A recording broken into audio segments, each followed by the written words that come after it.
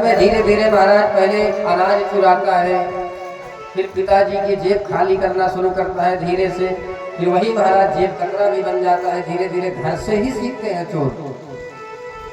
तो भगवान ने कहा पहले सब लोग एक बार अपने अपने घर में अभ्यास करो। अब तो सबने महाराज अभ्यास किया। कन्हैया ने आज पहली बार चोरी करना प्रारंभ किया। कैसे? शून्ये चोरयतः स्वयं निजगृहे अंगवीणं मणिः स्तंभे स्वप्रतिबिंब वीक्षितवतः तेनैव साधं धिया। आज कन्हैया ने पहली बार चोरी करना प्रारंभ किया। मैया जब घर के काम काज में लग गई तो एक कमरे में माखन रखा हुआ था। कन्हैया चुपके से दबे पांव उस कमरे में प्रवेश हुए और उस कमरे में एक चमचमाता हुआ रत्न जटित स्तंभ खंभा था। तो जैसे शीशे में हम सामने खड़े होते हैं तो हमारा भी प्रतिबिंब दिखने लगता है शीशे के सामने, तो वैसे ही कन्हैया को उस खंभे के सामने जैसे ही माखन चोरी करना चाहा तो कन्हैया ने अपना ही प्रतिबिंब खंभे में देख लिया। अब कन्हैया ने सोचा कि ये दूसरा चोर कहां से आ गया भाई। जब कन्हैया ने कहा कौन हो तुम, तो उधर से महाराज जब शीशा है उधर से भी ऐसे ऐसे हाथ उठा के तुम कौन हो। कन्हैया ने कहा भाई ये तो मेरा घर है लेकिन तुम यहाँ कैसे आ गए। तो उधर से भी ऐसे हाथ उठा के तुम कैसे आ गए भाई। कन्हैया ने कहा कि देखो तो बड़ा बेशरम चोर है भाई, हमारे ही घर में आकर के हमें ही हाथ दिखा रहा है। अब परिणाम क्या हुआ, कन्हैया ने सोचा कि यदि इससे हम विरोध करेंगे तो ये हमें माखन चोरी करने नहीं देगा। तो कन्हैया ने सोचा कि इससे हम मित्रता ही कर लेते हैं, चोर चोर मौसेरे भाई।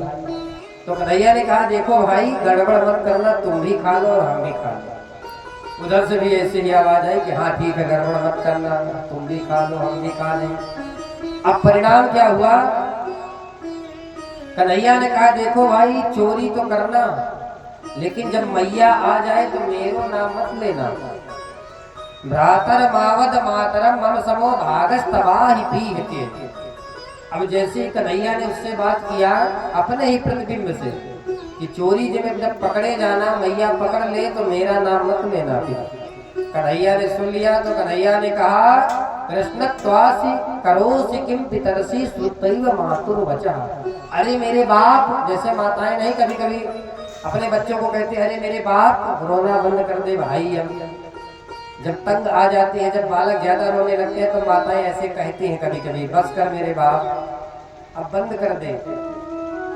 तो माता यशोदा ने भी कहा अरे मेरे बाप किससे बात कर रहा है तुम, कृष्ण क्वासि करोसि किम पितरसि। कन्हैया ने सोचा कि अब तो हम पकड़े जाएंगे, तो हम क्यों पकड़े जाएं भाई, इसी चोर को ही पकड़ा देते हैं। तो कन्हैया ने जोर से दोनों हाथों से खंभा को पकड़ लिया। अरे मैया मैया मैंने एक चोर पकड़ लिया। मैया आई और मैया ने जैसे ही देखा कि कन्हैया खंभे से लिपटे हुए हैं दोनों हाथ पकड़ करके, मैया को हंसी आ गई। मैया ने कहा अरे कौन है चोर, कौन है चोर, बताओ बताओ। बोले मैया ये देखो चोर है। अपने ही प्रतिबिंब को देख करके कह रहे हैं। मैया हंसने लगी, बोली देखो नेक सा छोरा। और मैया की आंखों में कैसे धूल झोंक रहा है अभी से। मैया ने कहा वो तो ठीक है कन्हैया लेकिन तुम यहाँ क्या कर रहे हो। उसने तो चोरी किया लेकिन तुम यहाँ क्या कर रहे हो भाई। कन्हैया ने कहा कि मैया इसको तो नहीं डांट रही है लेकिन मेरी ही खबर ले रही, मुझे ही डांट रही है। मैया ने पूछा कन्हैया अच्छा एक बात बताओ तुमने चोरी नहीं किया। कन्हैया ने कहा मैया मैंने इसको समझाया कि देखो चोरी करना ठीक नहीं है तो मुझसे ही झगड़ने लगा।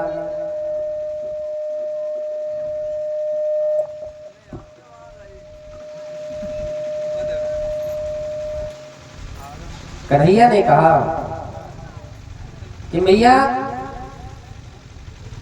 जब मैंने इसको मना किया कि देख भाई चोरी करना ठीक नहीं है तो मुझे ही डांटने लगा। तो मैया मैंने इसको रंगे हाथों पकड़ लिया है।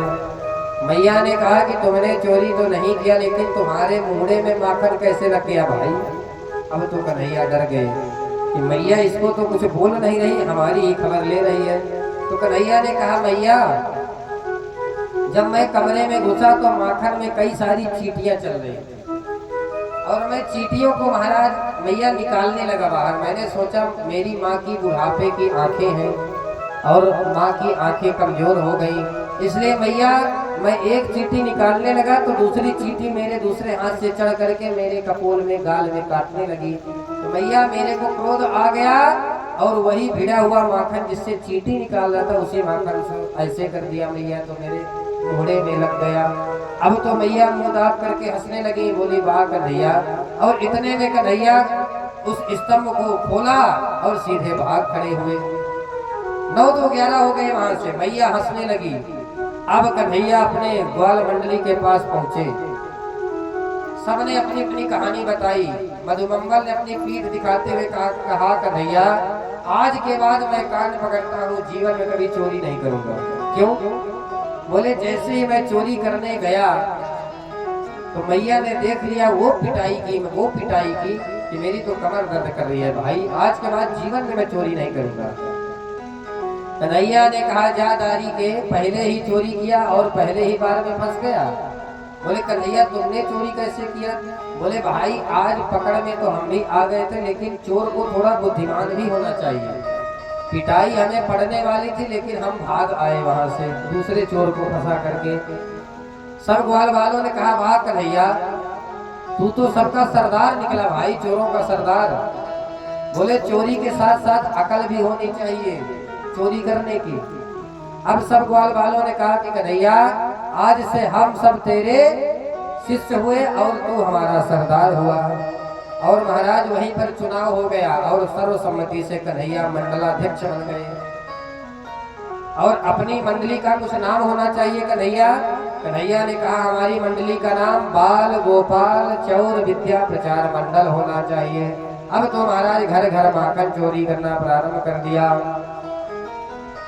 लेकिन जिस दिन कन्हैया माखन चोरी करने ना जाए उसी दिन गोपियां कन्हैया के दर्शन के बिना व्याकुल हो जाती थी। गोपियों का दिन नहीं कटता था और गोपियां उलाहना का बहाना लेकर के सीधे यशोदा मैया के पास दर्शन करने चली आती थी।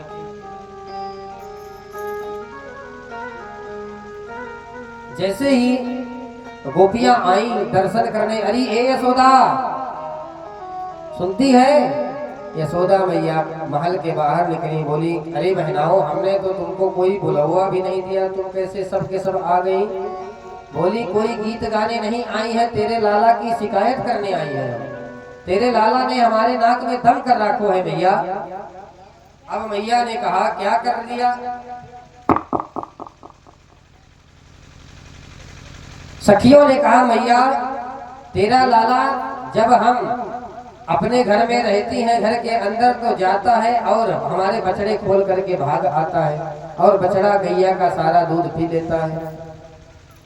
मैया ने कहा तू दोहनी लेकर के दूध दोहने जा रही होगी तभी खोल देता होगा। बोला असमय वत्सान मुंचान क्वचित समय, असमय में खोल देता है। बोले एक काम किया कर, जब तू दोहनी लेकर बैठा कर तो बोल दिया कर कि लाला जा मेरा बछड़ा खोल दे। बोले मैया एक दिन मैंने इससे कहा कि कन्हैया नेक मेरा बछड़ा खोल दे तो इसने कहा ए गोपी तूने क्या मेरे को नौकर समझ रखा है क्या अपना? बोले लाला कहने पर तो नहीं खोलता लेकिन बिना कहे क्यों खोल देता है बछड़ा? बोले वो हमारा मन गोपी, हमें आनंद आता है। बोले एक दिन इसने हमारे घर में मैया चोरी किया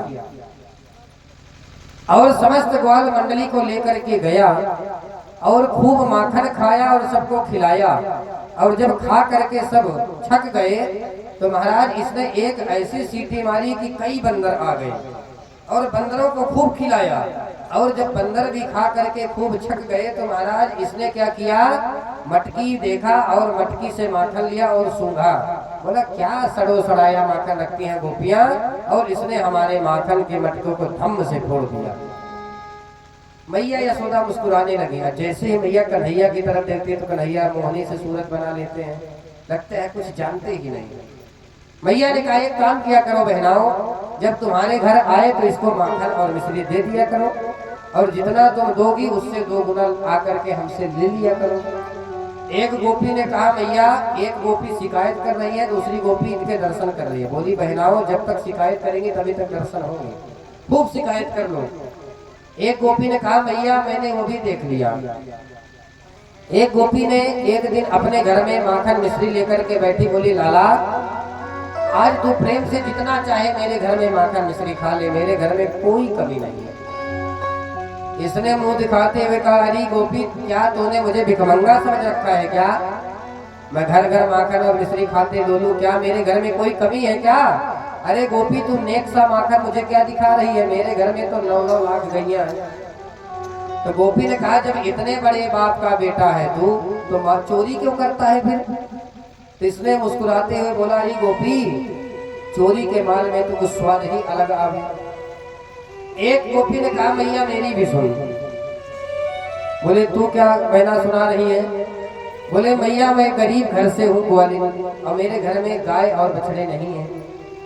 एक दिन मेरे घर में अचानक घुस गया, पूरे घर में छान मारा, लेकिन इसको कहीं भी माखन नहीं मिला। अब तो क्रोध में आ गया, बोला राम राम ये घर है कि मरघट? इसने क्या किया कि मेरी बेटी सो रही थी एक खटिया में और एक खटिया में उसके बाबा सो रहे थे। इसने क्या किया, क्रोध में आकर के बाबा की दाढ़ी को बेटी की चुटिया से बांध दिया महाराज, और बेटी के कान में जाके बोला हौवा। जैसे ही हौवा बोला तो बेटी जोर से चीख करके उठी कि महाराज बाबा की दाढ़ी गोविंदाय नमो नमः। अब परिणाम क्या हुआ, मैया मुस्कुरा भी नहीं है और कह रही है हमारा कन्हैया इतना नटखट हो गया भाई, चलो बहनाओ इसकी अब मैं खबर लूंगी। अब मैया कन्हैया को अकेले में समझाती है। मैया कहती है कि एक दिन तुम मेरे कन्हैया को पकड़ करके दिखाओ तो मैं मानूं। गोपियों ने कहा देखो यशोदा, अपने लाला को तुम ज्यादा सिर में चढ़ा रखो है, किसी दिन रगे हाथे पकड़ करके दिखाएंगी। अब कन्हैया, जब मैया देखती है कन्हैया की ओर तो मोहनी सी सूरत बना लेते हैं, और जब मैया नहीं देखती तब गोपियों की तरफ ऐसे करते हैं कि रुको सबकी खबर लूंगा, खूब शिकायत कर लो तुम। मैया एकांत में कन्हैया को समझाती हैं, देख कन्हैया तेरे घर में काऊ चीज की कोई कमी नहीं है, देख ऐसे में बदनाम हो जाएगा, दारी के तेरा विवाह भी नहीं होगा। कन्हैया ने कहा मैया ये सबके सब झूठी हैं, अरे तेरे घर में कोई कमी है क्या? मैया ये मुझे बहुत सताती है। कन्हैया ने रो करके मैया से कहा मैया मैं सच कह रहा हूँ, मैंने माखन नहीं चुराया। कर मैया को दया आ गई। मैया ने कहा वो तो मुझे पता है कि साक्षात हरिश्चंद्र ने मेरे ही घर में अवतार लिया है, लेकिन जिस दिन पकड़ में आ जाओगे उसी दिन खबर लूंगी तेरी। अब तो गोपियों ने विचार बनाया कि कन्हैया को जरूर पकड़ेंगे, एक दिन रगे हाथों पकड़ करके ले जाएंगे। आज गोपियों ने षड्यंत्र किया, अपने अपने घर के झरोखों में सब छुप गई और कन्हैया अपनी मंडली लेकर पहुंच गए। जैसे ही कन्हैया पहुंचे तो आज गोपियों ने अपने माखन को ऊपर छकड़े में लगा दिया। अब जब लगा दिया तो कन्हैया ने सोचा कि बहुत ऊपर माखन रखा हुआ है भाई, तो कन्हैया ने कहा कि ये गोपियां ज्यादा कुछ होशियार बन रही हैं। कन्हैया ने एक तगड़े से छोरा को घोड़ा बनाया और उसके ऊपर एक ग्वाल बाल चढ़ गया, फिर उसके ऊपर दूसरा, और फिर सबके ऊपर मंडलाध्यक्ष जी चढ़ गए कन्हैया। और महाराज उस माखन को कन्हैया ने ले लिया और सब ग्वाल बालों को खिलाने लगे। लेकिन गोपियों ने क्या किया कि उस माखन में घंटी बांध दिया कि जैसे ही ये चोरी करने आएंगे तो उस घड़े में घंटी बजेगी तो हम पकड़ लेंगे। तो घंटी एक गोपपाल ने देख लिया, बोले कन्हैया सावधान, ये गोपी बड़ी चतुर बन रही है, इसने मटके पर घंटी बांध रखी है हमें पकड़ने के लिए। कन्हैया ने कहा चिंता मत करो, घंटी में इतनी सामर्थ्य नहीं है कि बिना हमारे आदेश के बच जाए। अब तो कन्हैया ने घंटी को आदेश दे दिया कि बिना हमारे आदेश के बजना नहीं है। जैसे ही कन्हैया माखन खाने लगे और मटके को जैसे ही उल्टा किया कि महाराज माखन गिरने लगा नीचे, और कन्हैया के चरणों से हो करके माखन नीचे गिरने लगा और गोपवाल सारे हाथ लगा करके भगवान के चरणों तक ही पीने लगे। घंटी से रहा नहीं गया कि इतना सुंदर अवसर मेरे लिए कब आएगा कि आज साक्षात ठाकुर जी भोग लगा रहे हैं। तो घंटी टन टन टन टन टन टन बजना प्रारंभ हो गई। जैसे ही घंटी बजी तो गोपियां आ गई, भागो भागो सारे ग्वाल बाल भागे और कन्हैया को छोड़ करके सब 9 2 11 हो गए। अब तो गोपियां कन्हैया को पकड़ लिया, बोली दारी गए चल आज तेरी पिटाई कराएंगी यशोदा मैया के पास। और एक गोपी कन्हैया को लेकर के चलने लगी। कन्हैया ने खूब हाथ जोड़ा, देखो आज छोड़ दो, गलती हो गई। अब वह गोपी क्या किया कि महाराज उसके ससुर जी आ रहे थे सामने से, तो महाराज अपने ससुर जी को देख करके उसने घूंघट डाल लिया और कन्हैया की बाह पकड़ कर ले जाने लगी। जैसे ही ससुर जी को देख करके घूंघट डाला तो उसका देवर भी आ रहा था बगल से। तो कन्हैया ने क्या किया कि अपना हाथ छुड़ा करके उसके देवर का हाथ पकड़ा दिया और वह गोपी सीधे ताव में चली गई, सीधे तन बनाती हुई। अरे यशोदा देख, तू कहती थी ना कि तेरे लाला को रंगे हाथ पकड़ करके लाओ तब मैं मानूंगी, तो देख आज तेरे लाला को रंगे हाथों पकड़ करके लाई हैं। यशोदा मैया बाहर निकली और बाहर निकल करके बोली गोपी भांग वांग पी करके आई हो क्या? अरे मेरा कन्हैया है कि कौन है? जब उस गोपी ने घूंघट उठा करके देखा तो उसका देवर का हाथ पकड़ी है। बोले ये कैसे हो गया भाई? कन्हैया मुस्कुराते हुए अंदर से निकले, बोले गोपी सुधर जाओ, इस बार तो तुम्हारे देवर का हाथ पकड़ाया, अगर दोबारा तुमने गलती किया तो इस बार तुम्हारे पति का हाथ ही पकड़ा करके।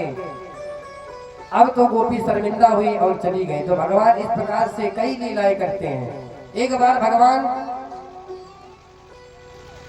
देहली पर टंगने लगे। अब महाराज बछड़े का दांत गिनने लग जाते हैं। एक बार कन्हैया ने क्या किया कि बैल के सींग पकड़ करके लटक गए और चिल्लाने लगे मैया मैया मुझे बचाओ मुझे बचाओ। अब उतर ही नहीं पा रहे हैं कन्हैया। मैया ने उतारा और कन्हैया कभी चंद्र खिलौना लियो नाना प्रकार की लीला करने लगे। तो गोपियां यशोदा मैया से शिकायत करती हैं और जिस दिन कन्हैया नहीं जाते उस दिन गोपियां निराश हो जाती हैं। और जब मैया डांटने लगती हैं तो गोपियां यशोदा मैया को समझाती हैं मनमोहन बिगड़ गए वारे ते, मनमोहन बिगड़ गए वारे ते, मनमोहन